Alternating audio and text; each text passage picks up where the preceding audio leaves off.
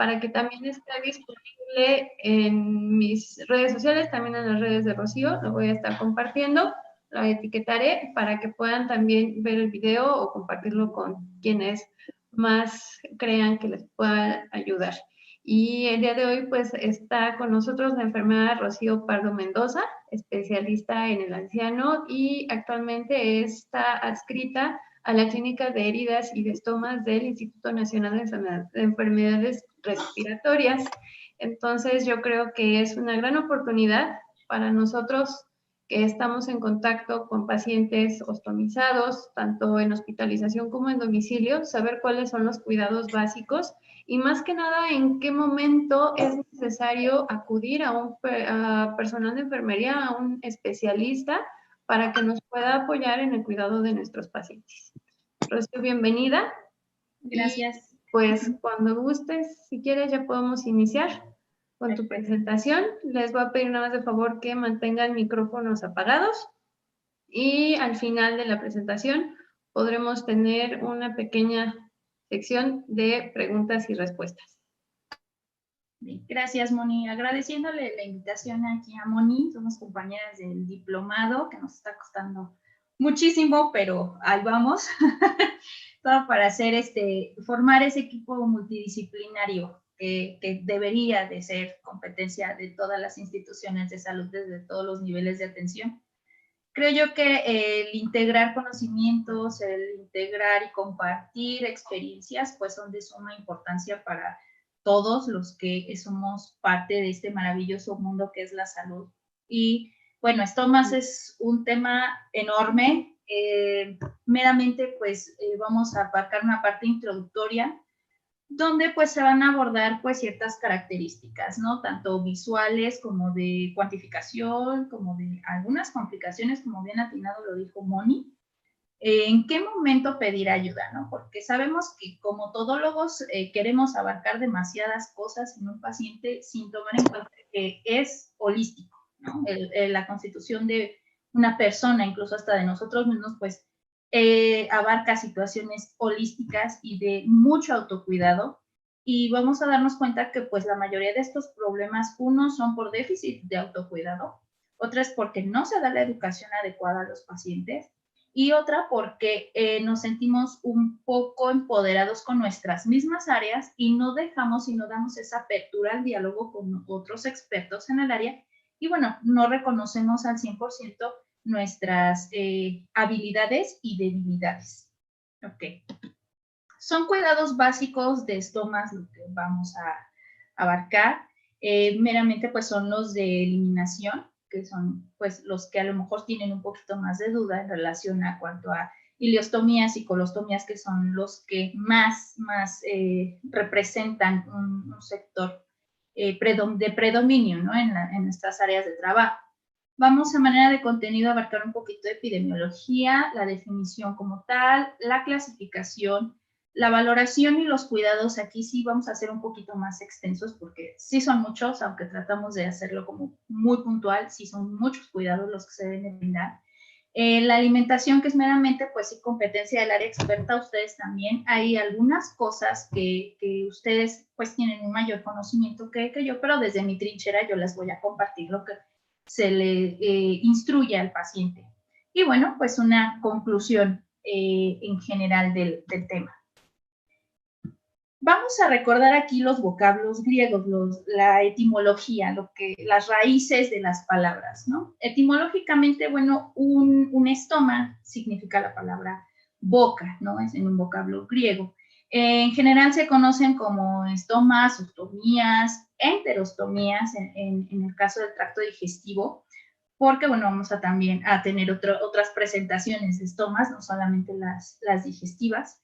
Y bueno, las enterostomías consisten en la creación de un estoma mediante un procedimiento quirúrgico de alguna parte del tracto gastrointestinal, o también puede ser de vía aérea, en este caso para facilitar la eliminación del producto de desecho del intestino grueso y del intestino delgado, o del intestino delgado según la ubicación, pues va a estar denominada como una colostomía o una ileostomía.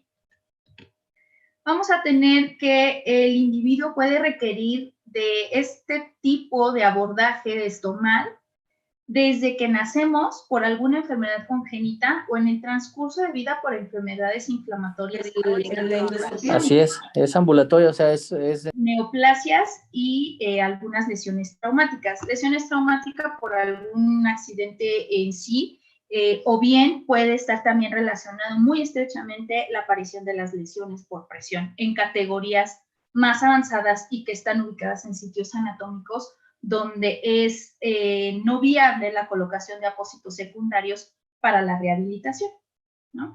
El objetivo de este, lo abarqué como un capítulo porque realmente es mucho, es orientar para dar los cuidados al paciente ostomizado, tanto para ilios como para colostomía, y evitar algunas pues, de las complicaciones que se pudieran presentar. Y aquí abarcamos un poquito de epidemiología. La morbilidad de estomas puede variar y va hasta un 39% y condiciona diferentes factores. Aquí vamos a este estudio que marcan dentro de la guía de práctica clínica, tratamiento médico y nutricional del paciente con estomas de eliminación del tubo digestivo. Nos menciona que, bueno, como bien lo dije en la introducción, pues vamos a tener ciertas complicaciones si no se llega a una secuencia o a un seguimiento del cuidado adecuado. Puede haber como consecuencia incluso lesiones renales, pueden haber deshidratación en el caso de las ileostomías. En el caso de las colostomías puede haber también estreñimiento o puede haber un colapso, una estenosis como tal del estómago. Y bueno, hay un estudio que se realizó en 11 hospitales de la Ciudad de México, donde la colostomía representa el 63% de incidencia y con un 24% nos encontramos con la siguiente derivación, que es la ileostomía. Estos porcentajes varían de acuerdo al factor etiológico.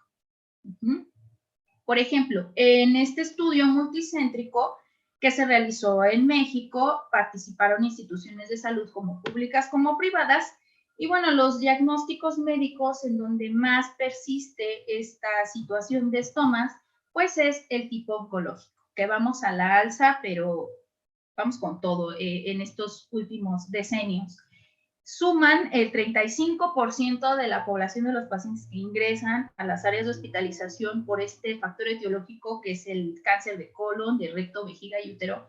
Y bueno, son seguidos de enfermedades inflamatorias. El problema aquí es que ya se presenta en poblaciones que son más jovencitos, que son desde los 19 y hasta el extremo de la edad, que son 63 años o más edad. Este fue un estudio que se realizó en el año 2015 de Almendares Saavedra y se titula Prácticas de autocuidado de paciente estomizado antes y después de una intervención educativa de enfermería.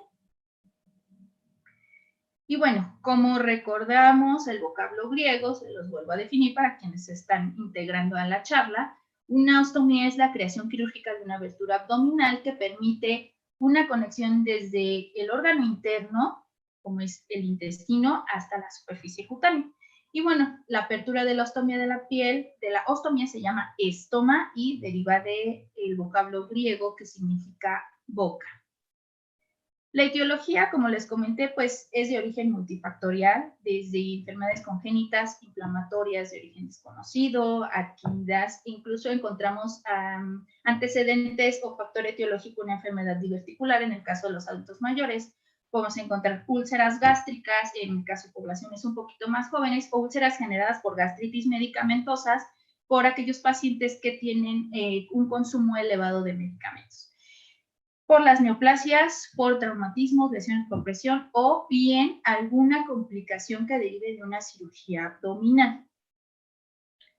Y ahora sí vamos a hablar un poquito de la clasificación. Vamos a tener aquí diferentes tipos de estomas y se clasifican de acuerdo a localización, función, duración y tipo de cirugía. En el caso de localización y función van muy de la mano. Entonces vamos a encontrar estomas de nutrición y estomas de eliminación, ¿de acuerdo? En duración pues vamos a tener los que son temporales y los que son permanentes. En cuanto a alimentación, pues tenemos esófagos, esofagostomías, gastrostomías y elimostomías. Y en el caso de eliminación tenemos ileos, secostomía, colostomía y sigmoidestomía. Aquí vamos a abarcar únicamente ileostomía y colostomía por cuestiones de tiempo.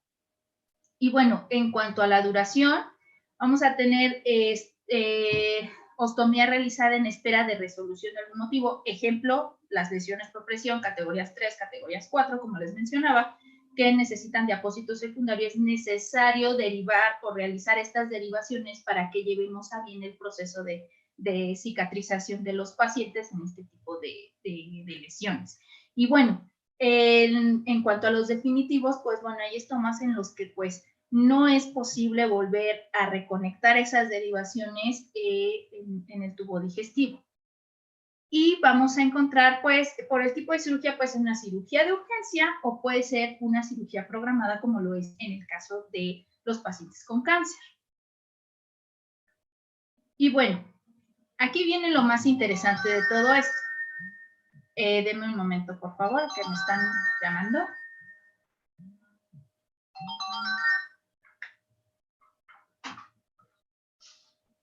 Perdón, es que con esto de las enfermedades andan muy al pendiente. Bueno, aquí les comentaba yo que viene lo más interesante. Ustedes en su praxis, o todos en praxis, tenemos la fortuna de pues explorar a nuestros pacientes, ¿no? Entonces, aquí viene la pregunta del $1.000.000 para aquellos quienes no dominamos estos artes, incluida yo en algún momento. Tuve pacientes que de momento, cuando hacemos la recepción entre colegas enfermeros, pues sí tiene un estómago. ¿Dónde tiene el estómago? ¿No? Entonces, híjole, pues como yo lo valoré, pues lo vi que tenía en el abdomen, ¿no? Pero sí, pero ¿en qué parte del abdomen, no? Entonces, hay que aprender a definir y hay que aprender a identificar dónde o a qué tipo de colostomía nos estamos enfrentando, ¿ok? Y como característica, pues bueno, tenemos que los estomas vamos a tenerlos de acuerdo a la trayectoria del intestino grueso o bien del colon. Recordemos que el colon se divide en 4 partes: ascendente, transverso, descendente y sigmoideo. Entonces, vamos a encontrar colostomías ascendentes, que la característica aquí de efluente, el efluente pues es el producto de desecho meramente de estas colostomías, pues son heces fecales líquidas o pastosas. Así las vamos a encontrar en una colostomía ascendente. En la transversa vamos a encontrar el efluente pastoso o semiformado. Todo esto tiene que ver con el proceso de digestión y absorción. Y así es la presentación como vamos a identificar. Dependiendo el efluente que egresa del ángulo del estómago, es como vamos a identificar también dónde está el sitio donde encontramos la colostomía. La sigmoidea, aquí vamos a encontrar el efluente con heces completamente formadas. Y en la descendente vamos a encontrar, al igual que en la transversa, pues efluente pastoso o semiformado. A diferencia de una ileostomía, aquí lo encontramos en la parte del ileos, en la parte del intestino delgado. Ese es lo que va a marcar la diferencia en cuanto a la aparición de este estoma. La ileostomía tiene características muy, muy definidas en cuanto a su efluente. El efluente que vamos a encontrar en una ileostomía, pues es contenido ileal, o sea, rico en enzimas, es un efluente muy ácido y bueno, va a estar saliendo, va a estar fluyendo con mucho más constancia. Entonces, aquí en este caso de las ileostomías es donde más cuidado debemos de tener, porque el efluente que egresa es altamente irritativo. Al ser irritativo, si no hacemos una colocación adecuada del sistema colector o de la bolsa, como lo conocen ustedes por el término correcto del sistema colector, si no hacemos el abordaje del sistema colector adecuadamente, ese efluente irritativo rico en enzimas y ácido va a irritar toda esta piel perilesional y va a inhabilitar el proceso de recambio del sistema y por lo tanto se puede hacer, el estómago nos puede derivar a una complicación mayor. Y bueno, el vocabulario de los estomas, ya nos damos cuenta que pues, es un mundo totalmente diferente. Vamos a encontrar 3 términos que me gustaría que a lo mejor probablemente en alguna literatura que sí me gustaría compartírselas, en unos artículos que hablan específicamente, que ahorita vamos a abordarlos, hablan mucho de ciertas especificaciones o más bien de ciertos vocablos para referirnos adecuadamente a este tipo de estomas. Uno de ellos pues es la barrera cutánea. Esa barrera cutánea es la parte que integra el sistema colector que va contra la piel. No es parche, porque no somos vulcanizadoras y no estamos parchando llantas. Eso también lo quiero definir claro. Es una barrera de un apósito especial que nos va a servir para generar justamente ese contacto a lo mejor de los efluentes que pueden irritar o la humedad meramente que puede irritar la piel perilesional donde está el estoma. Entonces es un apósito hidrocoloide y a ese se le denomina barrera, ¿de acuerdo? Tiene un orificio que meramente es muy pequeñito, pero tiene la posibilidad de adaptarse para que podamos hacer un corte adecuado alrededor del estoma y bueno, en un momento más les explicaré cómo funciona esa barrera cutánea. Otro término es la piel perilesional, es decir, la piel que va a rodear el estoma. Es muy importante aquí porque se realiza una valoración de la piel perilesional para verificar justamente la aparición de alguna complicación. El siguiente término, pues, una protrusión intestinal.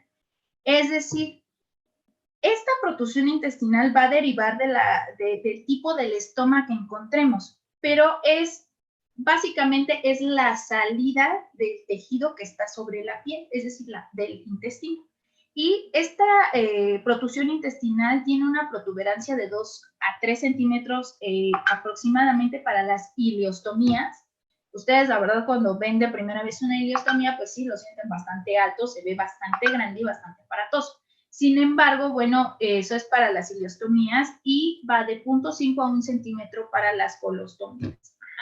Esa protuberancia pues nos va a definir también y nos va a dar la oportunidad de, al ser medida, identificar que tenga una buena altura y conforme vayan avanzando los días del postoperatorio, ver qué tanta inflamación ha disminuido o bien qué tanta inflamación o sobreinflamación tiene el estómago.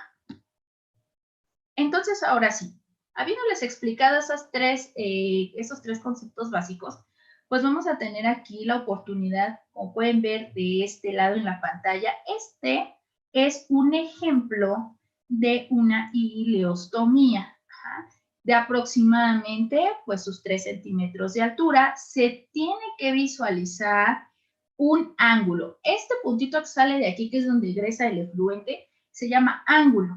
A veces el ángulo lo vamos a encontrar centrado. Eso ya no depende ni del paciente de nosotros, depende de quien realizó la cirugía, que el ángulo quede con una dirección de efluente ascendente. Es decir, que mi efluente va a caer o va a ser colectado por el sistema sin irritar o tocar mi piel perilesional.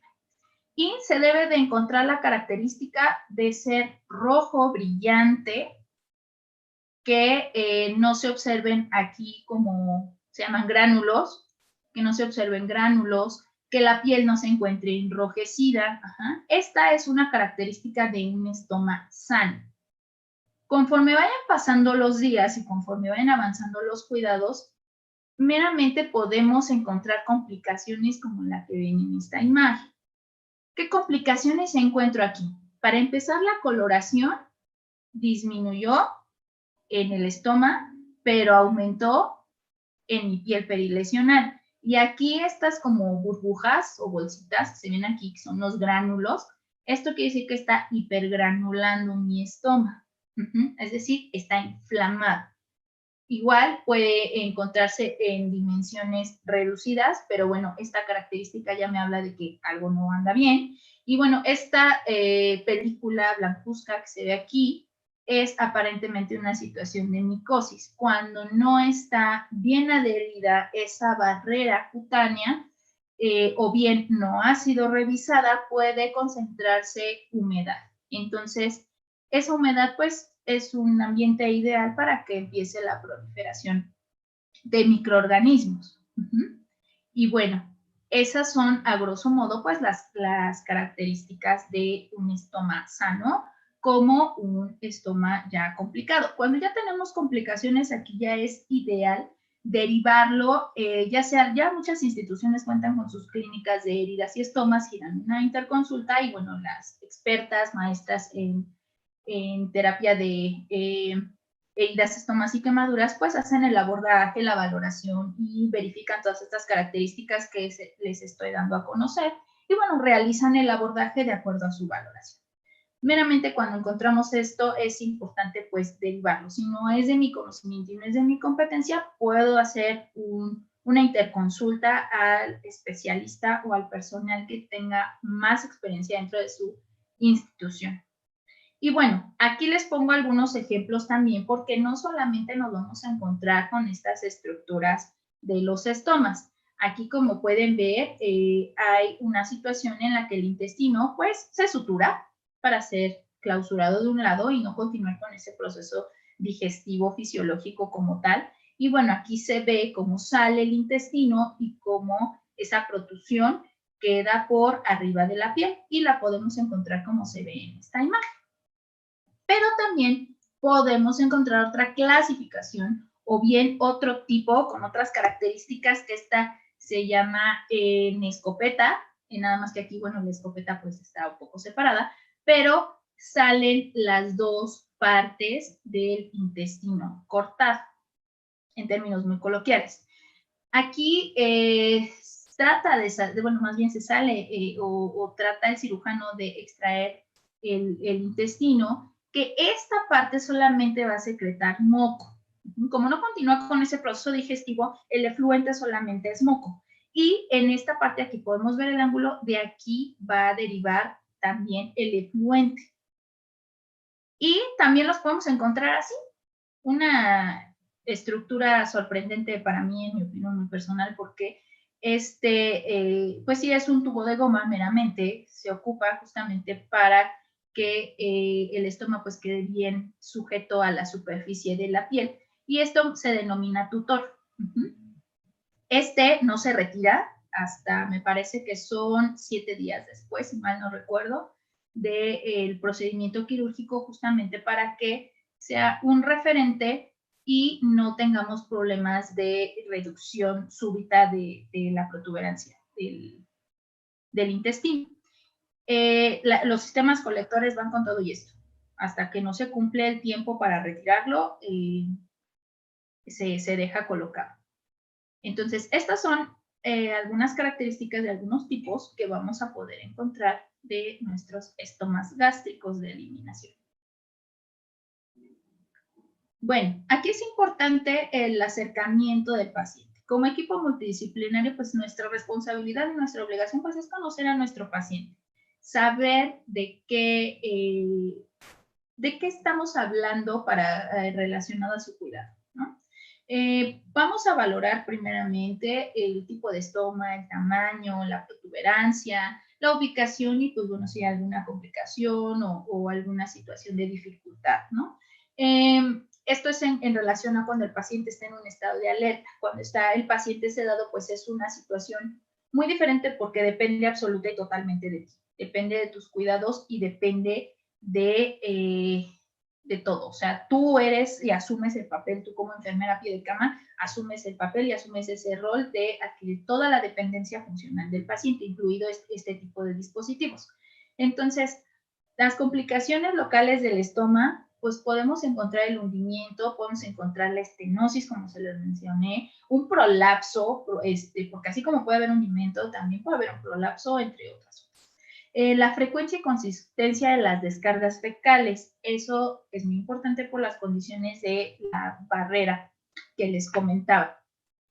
Y la piel perilesional y la perspectiva cronológica, o sea, si es temporal, si es definitiva y bajo qué factor etiológico es que el paciente va a estar relacionado con su estómago.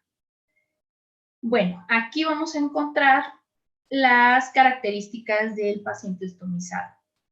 Cuando los pacientes están en estado de alerta, que es justamente cuando más nos involucramos con esta situación de la educación al paciente, pues necesitamos verificar o corroborar qué tanta habilidad tiene el paciente para su manejo.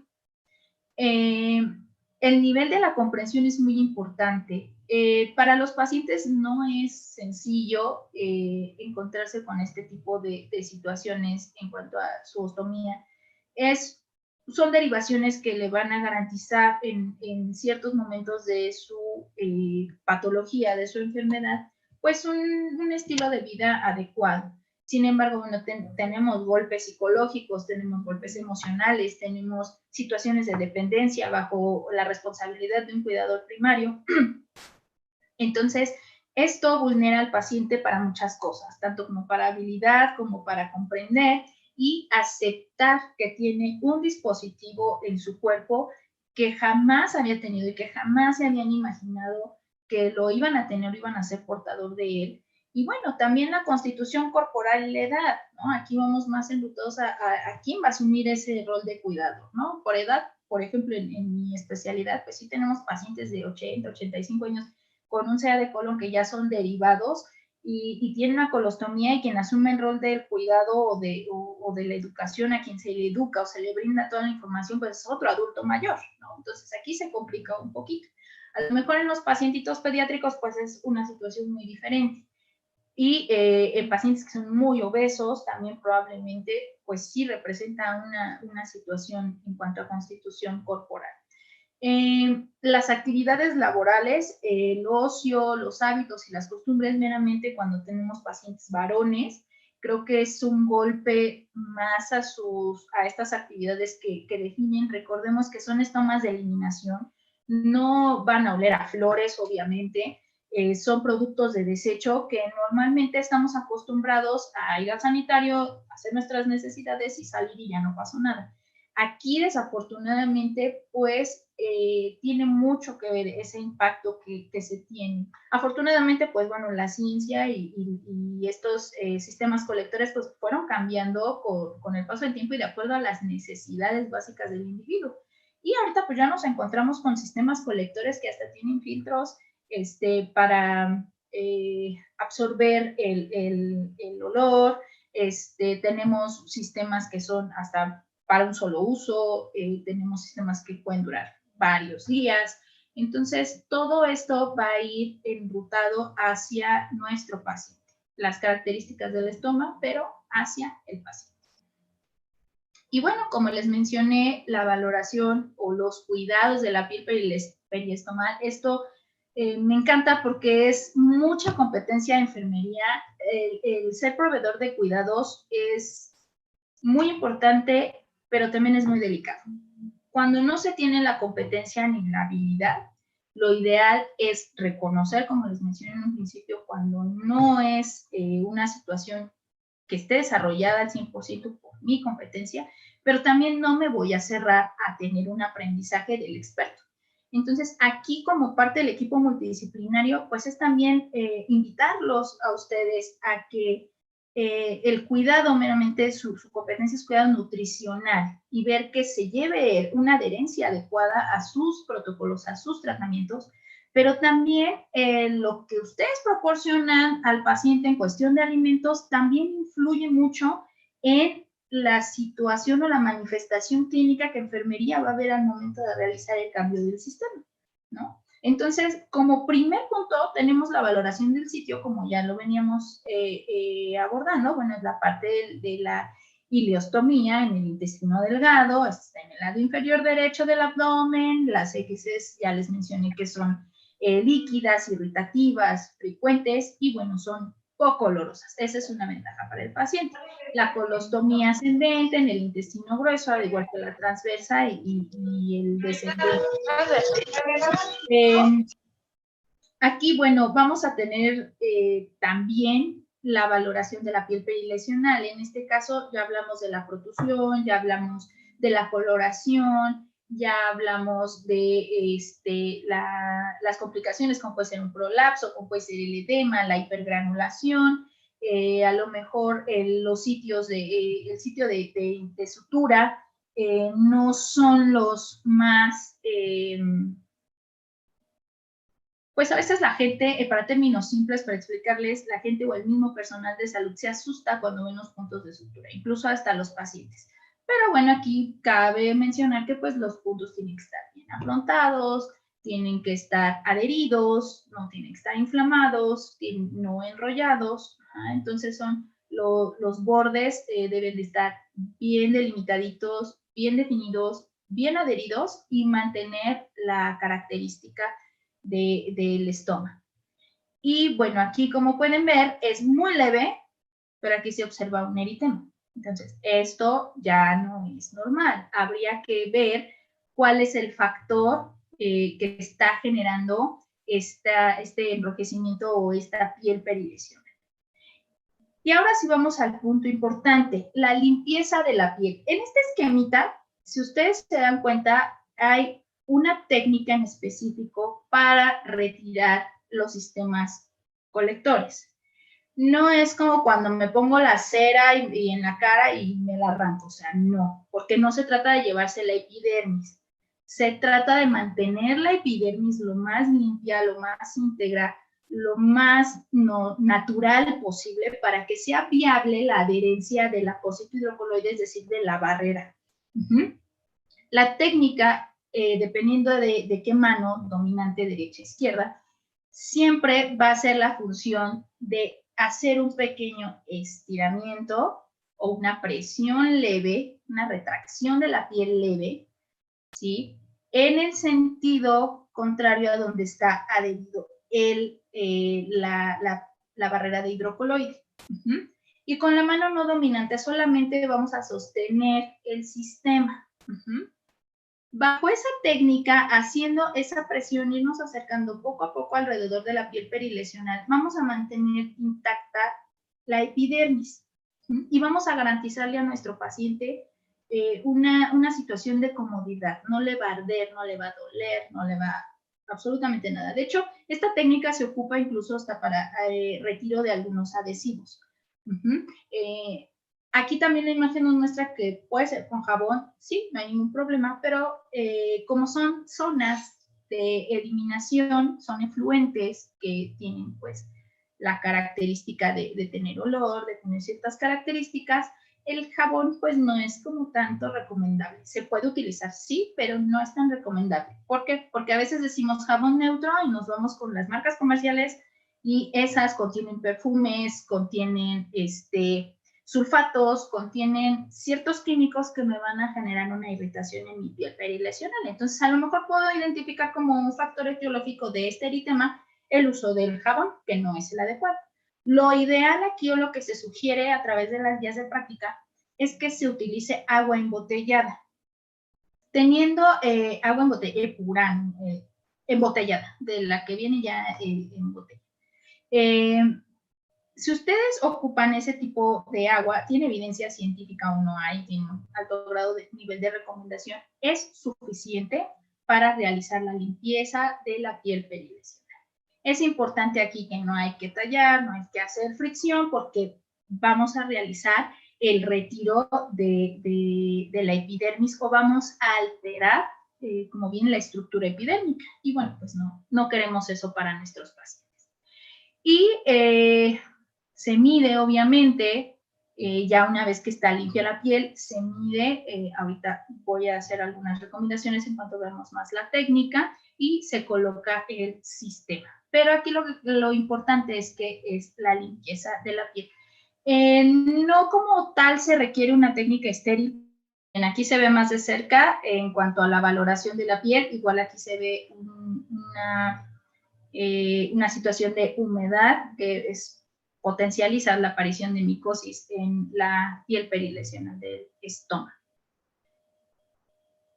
¿Qué se recomienda? Bueno, como ya les mencioné, los jabones que pueden tener ciertos componentes químicos que evitan la piel. Hay que asegurarnos de que en caso de que se elija utilizar el jabón, que sea muy suave y se enjuague completamente la piel para que no queden residuos y aparte me permita que mi barrera se adhiera adecuadamente a la piel. Si yo coloco mucho jabón y no realizo el retiro al 100%, mi barrera nunca se va a adherir y entonces eso va a propiciar que bote la barrera de hidrocoloide y empiece a salir el efluente con más irritación hacia la piel. El sistema de bolsa o el sistema colector tiene que ser el correcto y tiene que estar adecuadamente adherido para prevenir justamente la irritación, las lesiones y la salida del efluente. Hay algunos dispositivos que están integrados, ahorita vamos a ver por dos partes. Hay que revisar la barrera o el disco hidrocoloide todos los días y asegurarnos de que quede bien fijado y que no se genere alguna fuga, porque si se genera la fuga nos irrita la piel y no nos va a durar ese sistema colector.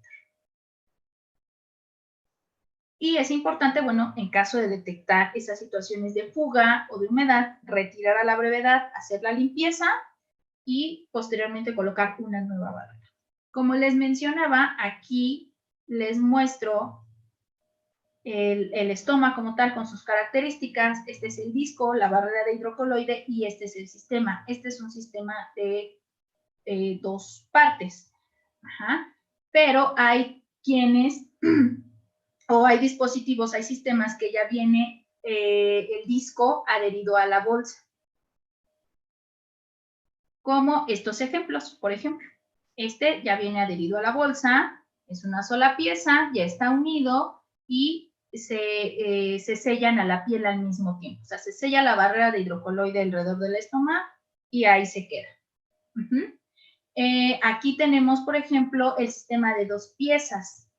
Que aquí pues el disco primero se coloca sobre la piel, aquí tiene unas hendiduras que es para colocar un cinturón, en el caso de que sea viable el paciente para colocar un cinturón, y posteriormente a manera de haciendo un clip se agrega o se adhiere la bolsa o el sistema como tal. Y aquí también tenemos ejemplo de una bolsa drenable. En la parte de aquí se tiene un velcro para poder abrir la bolsa y se puede vaciar y utilizar nuevamente este sistema de 3 a 5 días. Es lo ideal que deben de durar estos sistemas en relación al tipo de efluente y las características. Hay veces que al tercer día ya esto se encuentra roto, con fuga, entonces cuando ya está roto el sistema hay que retirar. Y estos son los más modernos, que son los que son color piel, son de una sola exhibición, es decir, se ocupa una sola vez y se desecha a la basura. Estos idealmente son recomendados ya una vez que pasa el posoperatorio inmediato, que va a quedar con una colostomía o ileostomía sin permanente. Entonces aquí pues ya es una situación más de opción. Y bueno, obviamente el recurso económico y la disponibilidad económica que se tenga en relación a este. Aquí están los cinturones, como bien les menciono, estos son algunos ejemplos, igual sigue siendo una barrera que va adherida a la piel. Hay algunos que ya vienen con la estructura del tamaño, ¿no? ya cada quien, de acuerdo a su valoración, a su medición y a la educación del paciente que se brinda, esa vía pues mide 3 centímetros de ancho y es bajo ese tamaño. Pero los que encontramos en México pues nos permiten realizar el corte y la medición adecuada. ¿Cómo limpiar la bolsa? La bolsa, como les mencionaba, de 3 a 5 días, ¿se puede limpiar? Sí, se puede limpiar, se puede hacer la limpieza de ese sistema. Y pues las recomendaciones pues varían y van desde el vacío de la bolsa, siempre que esté a 1/3 de lleno de heces o de aire. ¿Qué pasa si yo no dreno ese sistema? Si yo no dreno ese sistema, lo que voy a hacer es generar peso y ese mismo peso va a hacer que mi sistema y mi barrera se vengan y se desprendan de la piel con mayor agresividad. Entonces, ahí viene otra complicación por no tener esta precaución de vigilar el llenado del sistema a 1/3 del sistema. Hay que vaciarla si empieza a desprenderse de la piel y si permite o si se permite que se acumulen las heces o el aire, la bolsa se llenará y va a volver a jalar. Entonces, tanto para aire como para materia, hay que drenarlas. Bueno, si el olor pues es un problema, hay sistemas que, como les mencionaba, pues tienen esa característica de tener un filtro para reducir los olores.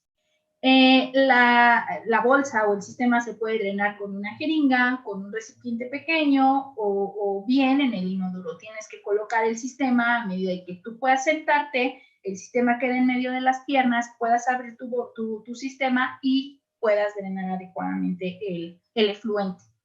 Puede utilizarse un pañal o para quienes no tienen mucha habilidad y que son pacientes postrados, que están encamados, con inmovilidad, fragilidad, etcétera, pueden utilizar un pañal de base para no ensuciar toda la superficie de la cama y después desecharlo sin problema. Pero bueno, ya es cuestión de habilidades y gustos de cada quien. Y como les mencionaba el ejemplo de sentarse en el inodoro ya cuando la persona es un poquito más funcional. Siempre hay que mantener la parte inferior de la bolsa hacia arriba para que no se derrame. ¿Recuerdan el velcro? El velcro enrolla la punta se enrolla, queda hacia arriba y el velcro lo abraza. Así debe de mantenerse para que no se genere una fuga. Hay que deshacer el cierre de la bolsa cada que se vaya a drenar. Y bueno, aquí viene explicado en imágenes cómo se puede drenar con una jeringa. Hay que bajar lentamente el extremo de la bolsa y meter la jeringa y drenarla con la jeringa. Si estas son espesas y no se drenan, hay que aplicar una cantidad de agua. No le vamos a llenar 50 mililitros, pero sí un aproximado de 20 a 30, lo suficiente para desprender esa materia de la bolsa y poderla drenar. Esa, una vez que uno eyecta la agüita, tenemos que cerrar la bolsa, hacer un movimiento suave para que se desprendan y, bueno, ya deslizar por los dedos en los extremos de la bolsa por el exterior para empujar las heces, abrir la bolsa y poderla drenar. También podemos limpiar la bolsa vertiendo, como les mencioné, el agua, esto es para el caso de las ileostomías, podemos meter igual agua y hacer el mismo movimiento y retirarlo a través de un recipiente, una probeta, ¿no? En el caso de los que estamos muy familiarizados en las instituciones de donde laboramos. Hay que soltar el doblez del extremo a la bolsa, usar un pañuelo de papel. Esto es importante porque la mayoría de los que estamos familiarizados con esto no lo hacemos, no limpiamos la bolsa, nada más la drenamos y la volvemos a colocar. Y eso vulnera al paciente a tener salidas o escapes de olor, o bien que la bolsa no selle adecuadamente y se generen derrames. Entonces, aquí es importante limpiar en la punta del sistema colector y después volverla adentro. Y bueno, el aire. Vamos a abrir el sistema para drenar el aire y lo vamos a sacar oprimiendo aire de la bolsa. Vamos a abrir el sistema y hacemos una presión descendente de arriba del estómago hacia abajo para que se drene. Si nosotros hacemos el movimiento contrario, podemos tronar la bolsa, romperla y pues ser generador de fugas. Y bueno, hay que, si hay heces en el cierre, pues hay que limpiarlas antes de sellarlas. ¿Cómo se cambia el sistema? Aquí, bueno, ya que vaciamos, ya que limpiamos, entonces, como les mencionaba yo en las imágenes, hay que revisar el estómago para detectar enrojecimiento o alguna pérdida de la integridad epidérmica. Se mide el estómago. Aquí es muy importante porque muchos pacientes no cuentan con estos dispositivos, estas plantillas que nos sirven para medir los estómagos. Aquí el tip o lo que se recomienda dentro de las áreas hospitalarias, porque no tampoco al 100% tenemos disponibilidad de ese material, es con una bolsita de plástico de los guantes y un marcador. Se coloca sobre el estómago, se realiza la marca alrededor al tamaño del estómago, se realiza la marca con el pulmón en el plástico. Ese plástico lo recortas, pero hay que tener cuidado porque a veces hacemos un movimiento contrario y en la barrera de silicón nos queda al revés. Entonces hay que tener mucho cuidado cuando hacemos esa medición. Así como tal, desprendemos esa placa de plástico, la ponemos sobre la placa de barrera de hidrocoloide y se realiza el marcaje en la barra de hidrocoloide y se hace el recorte para que quede bien adherido y no quede tan grande o viable para que las fugas de fluente pues irriten la piel. Ese es un tip de la casa. Como les mencionaba, se puede usar la plantilla o bien la bolsa de plástico como se muestra, y aquí en las bolsas que son de una sola pieza, hacer el recorte, la medición y el recorte. Todo esto recordemos que no es estrictamente estéril, tiene que ser una técnica limpia, sí, previo lavado de manos siempre, antes de realizar el procedimiento y después de realizar el procedimiento. Y también vamos a tener aquí otro tip que es muy importante porque a veces no verificamos cuántas capas plásticas tiene la barrera.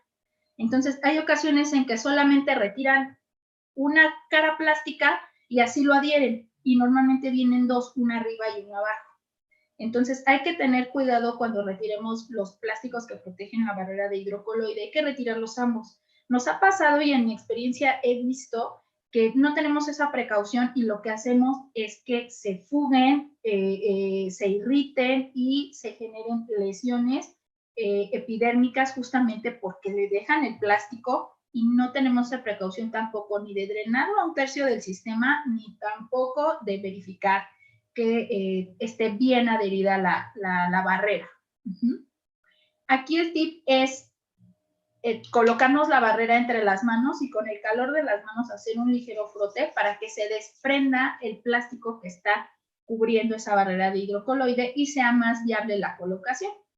Se retira el papel o bien el plástico que viene en el disco y se debe de evitar, justamente vienen dos plásticos porque la barrera no podemos manipularla tanto porque si la manipulamos retiramos adhesivo y ya no se adhiere a la piel perilesional.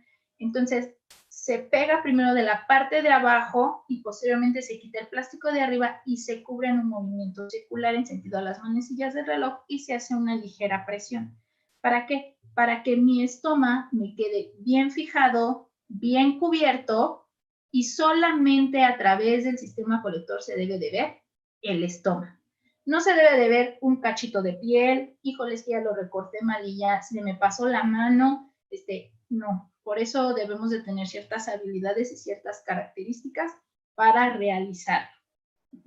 Sí podemos a lo mejor hacerlo un poquito que quede muy justito, preferente, pero sin ahorcar o sin reventar las suturas que tiene alrededor del estómago, pero sí que quede lo más justito para evitar que esos derrames de efluente sean irritativos a la piel perilesional.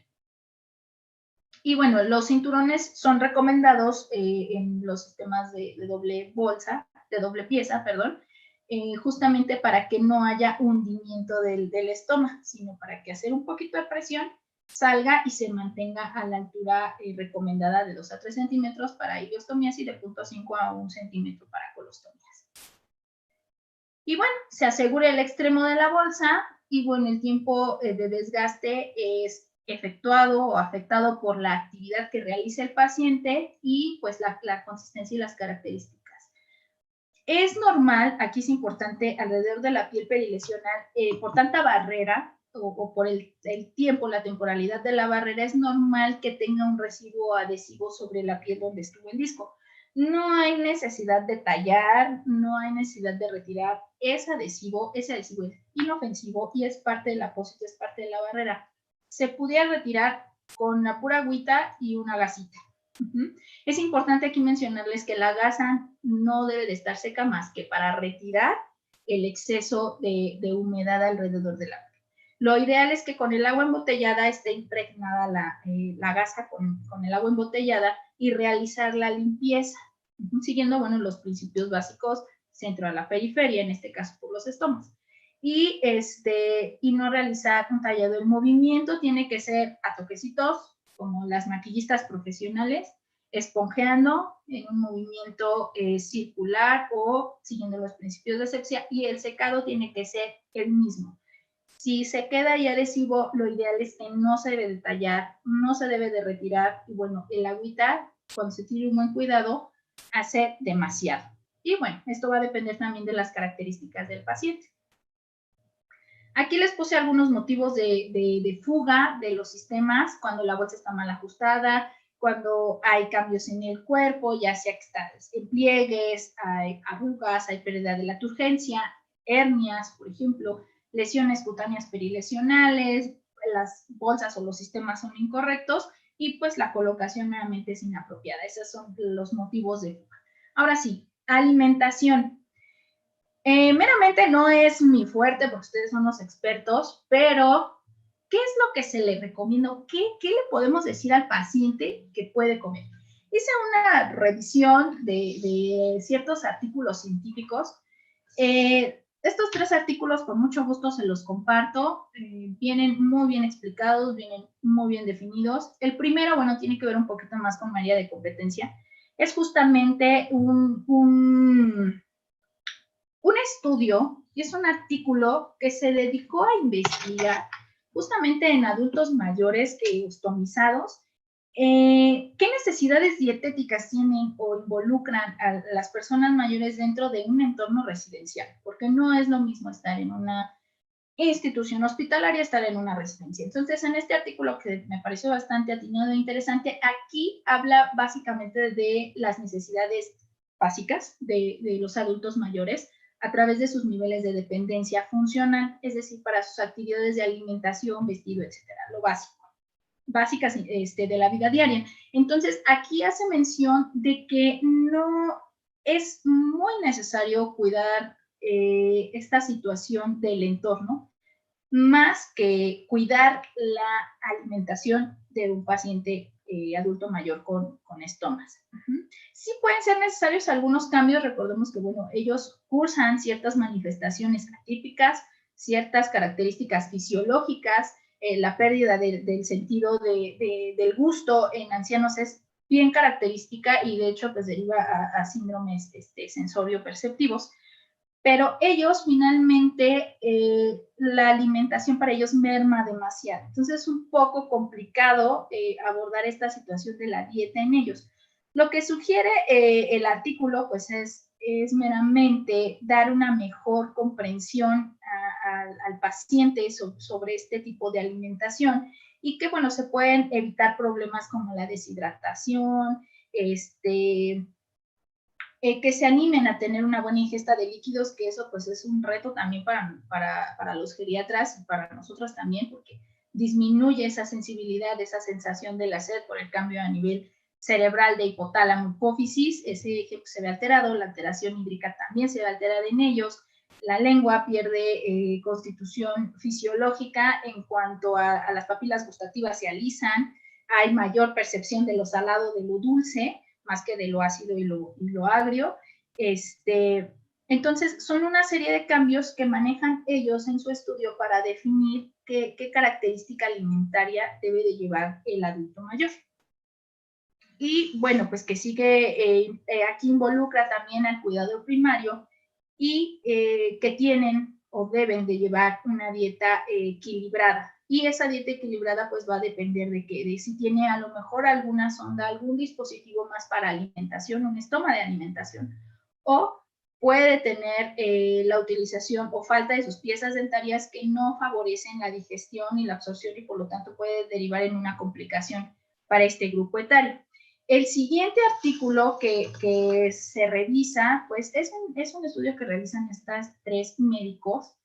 Este artículo es muy bonito porque nos define qué cantidades o qué características debemos encontrar en los efluentes y la complicación en cuanto a lesión renal y deshidratación en los pacientes. Aquí nos menciona, consideré 3 puntos base que a nivel de ileostomía vamos a encontrar una producción de heces en 24 horas menor a 1500 y con eso vamos a tener un indicador de que posiblemente esté en riesgo de deshidratación.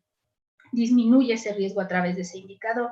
Recordemos, una ileostomía madura, como bien lo menciona el artículo, pues debe producir 1200 mililitros de efluente de producción al día. Ese es el aproximado. Para colostomías, normalmente, cuando ya está madura en un postoperatorio, son de 200 a 600 mililitros por día. Y, bueno, también lo menciona como de alto rendimiento y mayor a 1500 mililitros por día, cuando ya hablamos de unas colostomías ya definitivas, ¿no? Que ya son de alto rendimiento. Y para, como indicador de una deshidratación, aquí nos manifiesta el gasto urinario. El filtrado es un indicador de factor de riesgo, mejor dicho, para una deshidratación o bien una lesión renal, producir menos de 1.200 mililitros por día de líquido, es decir, de orina. La orina, normalmente a veces nos espantamos y entramos en pánico, porque me ha pasado. A veces la encontramos de color oscura y bueno, la vemos, nos espantamos y decimos, oh, por Dios, ya tenemos aquí una quin súper, ¿no? Súper alto.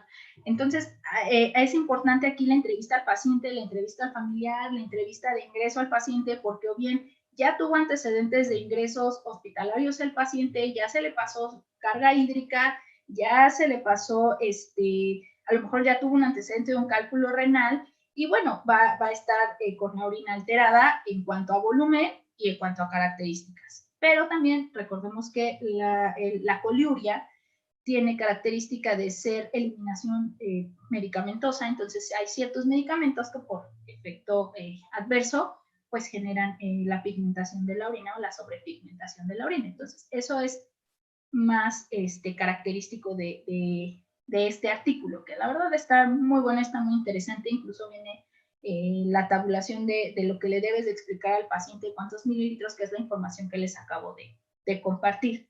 Este es un artículo que se expresa, o más bien sale a publicación en septiembre del 2019, son artículos que no tienen mucho tiempo, son artículos recientes.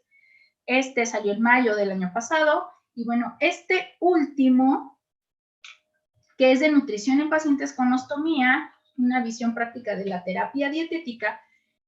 Revisa la planificación dietética de un paciente tanto con colostomía, con ileostomía y también con una urostomía, que también es una estoma de eliminación y también es importante conocerlo. Aquí nos menciona la dieta necesaria para mantener las heces normales después de la cirugía, la influencia que tiene sobre las características y consistencias de las heces, qué objetivos de tratamiento dietético en pacientes con estomas previenen los bloqueos, o las estenosis o bueno, las diarreas, ¿no? En este caso, estas son las tres recomendaciones para ustedes. Es una búsqueda que me encargué de realizar justamente para enriquecer esta parte, y las guías nos mencionan los alimentos. Esta guía, que es desde el 2013, tratamiento médico nutricional del paciente con estomas de eliminación de tubo digestivo, que aquí también es competencia de nosotras, porque a veces nos pasan las charolas con las dietas, y para dar asistencia al paciente, pues no, el paciente a veces menciona que, pues, ¿qué le dan, no? Porque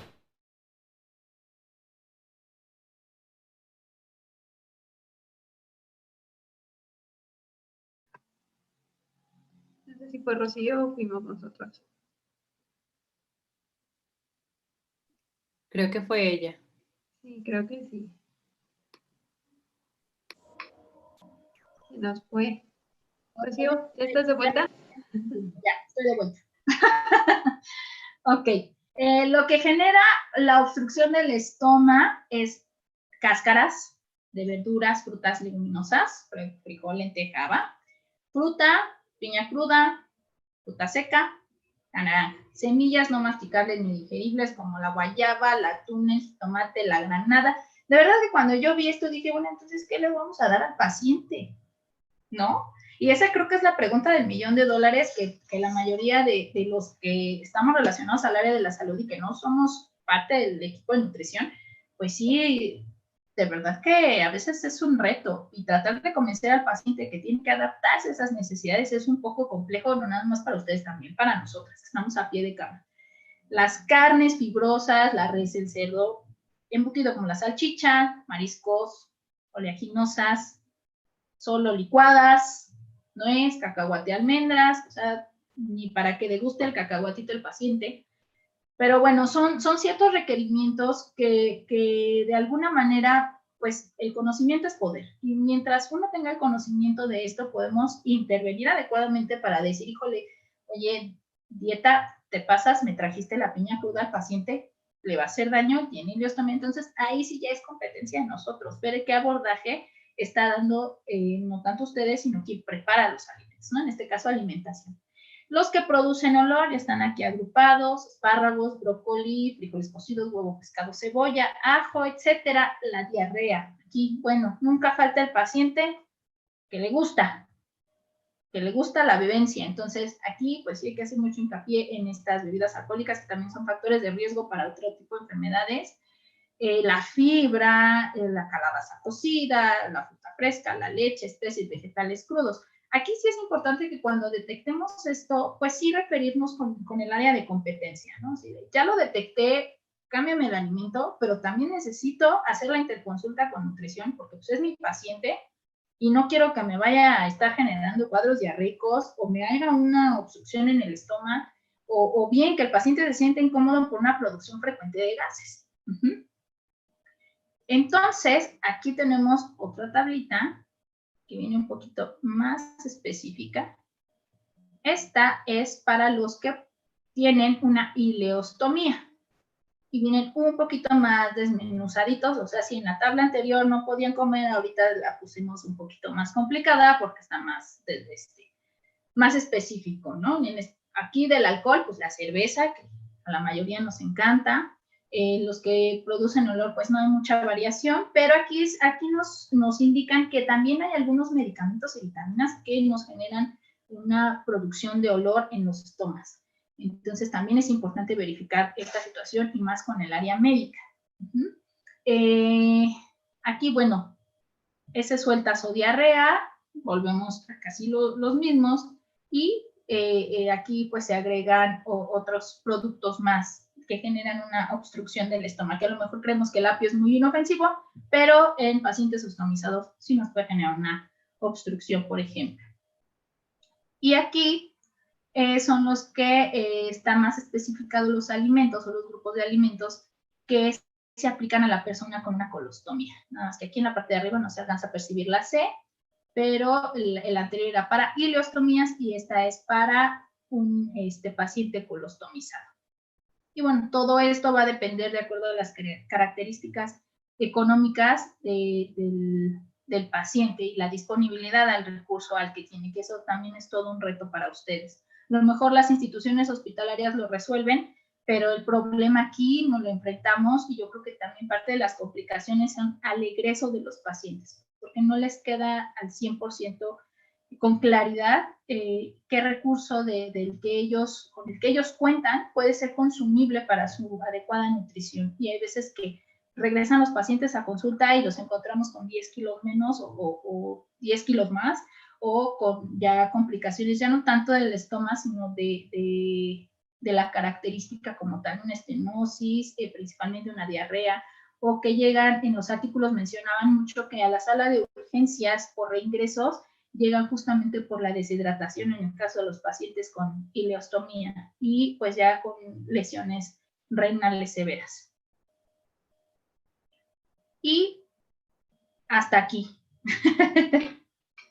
Hasta aquí terminamos la presentación. Una disculpa por las entradas, las salidas, tiendo a hablar mucho, pero esperemos que no haya tantas dudas y pues sea el momento de retroalimentación.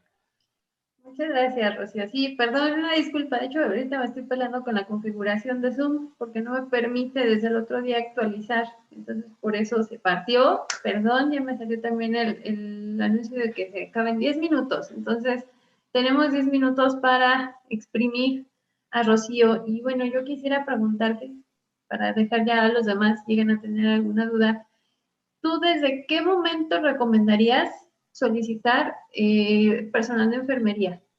Porque a nosotros nos pueden llegar desde que están en el hospital, en hospitalización. En mi caso, agradezco a mi equipo de cirugía que está presente. Muchas gracias por su asistencia. Ellos me los refieren a veces desde el preoperatorio, ¿no? Pero hay ocasiones en las que también los vemos ya en el posoperatorio. Entonces, ¿hay algún momento en el cual recomiendes más el abordaje o es indistinto? Idealmente, en un mundo maravilloso, tendría que ser en todo momento, ¿no? Recordemos que la función de enfermería es ser proveedor de cuidado holístico, porque por eso manejamos teóricas en enfermería, ¿no? Y patrones funcionales, y justamente para las notas de enfermería, en un mundo maravilloso e ideal, tendríamos que documentar a través del patrón funcional, por ejemplo, de eliminación, las características, bueno, patrones o necesidades de acuerdo a la teoría que manejen. A mí me gustan los patrones funcionales de Marjorie Gordon. Ella maneja el patrón de eliminación. Entonces, si uno en la hoja de enfermería documenta en ese patrón en específico las características con las que llega tu paciente, ahí ya se hace el abordaje desde el principio, la valoración del paciente y la valoración de qué características viene. Porque me ha tocado en mi lugar de trabajo que llegó de un fin de semana de descanso, llegó el lunes, el paciente se ingresó y le pregunta a la compañera, ¿puedo pasar a ver a tu paciente? ¿Qué características tiene? Yo pues hago el abordaje desde mi trinchera, desde la clínica. Y de verdad que me contestan, es que se salió a desayunar la compañera y no me dijo. ¿No? Entonces, son situaciones que a lo mejor son errores de comunicación finalmente, porque si a nosotras como clínicas no nos notifican esas características, pues no vamos a saber cómo vamos a abordar al paciente. Entonces, aquí la intervención, digo, en un mundo maravilloso, y lo ideal sería que desde el momento en el que enfermería llega el paciente a pie de cama, nos demos la oportunidad de valorarlo, de ver qué tiene, de ver con qué llegó de casa, porque también he tenido pacientes que llegan súper descuidados en cuanto a sus estomas de eliminación, llegan con lesiones en la piel perilesional, y pues se tiene que hacer el abordaje de todas formas ahí, a pie de cama. Sin embargo, si ya uno tiene el antecedente, bueno, pues me anticipo a la intervención, ¿no? Pero lo ideal es que enfermería, tanto el equipo multidisciplinario, pero principalmente enfermería, que es la que está a pie de cama, tendría la responsabilidad. Ya no es humanidad, sí es por vocación, sí, pero también por legalidad. Por situaciones médico-legales, es importante que se documenten ese tipo de valoraciones en el paciente, principalmente pues conocerlo, ¿no? Físicamente, y con el paso de los días pues vas conociendo emocionalmente a la persona. Pero físicamente sí, en todo momento debe de hacerse el abordaje por parte de enfermería. Muchas gracias. No sé si alguien más tiene alguna duda. Aprovechemos que está Rocío conectada en vivo. Ahora, lo que comentas de la alimentación sí es todo un show, y sí creo que es importante que ustedes también nos apoyen en ese aspecto, ¿no? Que justamente platicaba el otro día con personal de enfermería y les decía, es que tú me estás reportando que, por ejemplo, está tolerando alimentación cuando está comiéndose una cucharada de gelatina, ¿no? Eso no es tolerar alimentación. O incluso empieza a presentar el paciente como complicaciones de síntomas gastrointestinales, ¿no? Diarrea, distensión, náusea, porque a lo mejor no se tuvo el cuidado, tal vez desde la cocina, ¿no? De llevar el alimento que era necesario, pero también ustedes funcionan como un filtro finalmente para poder estar monitoreando, y más en este tipo de pacientes, porque si les llega no sé, un pan con fibra, ahí ya podemos tener mil problemas, ¿no? Si les llegan a lo mejor, no sé, una atole a base de leche, pues ahí también tenemos más problemas. Entonces, sí creo yo que debemos de estar trabajando en conjunto todo el tiempo, en comunicación continua, para que podamos tener un buen resultado. Finalmente, el paciente es lo más importante, ¿no? Dentro de todos nuestros abordajes. Claro que sí. Así es. No sé si alguien tenga alguna duda, algún comentario, alguna experiencia que compartir.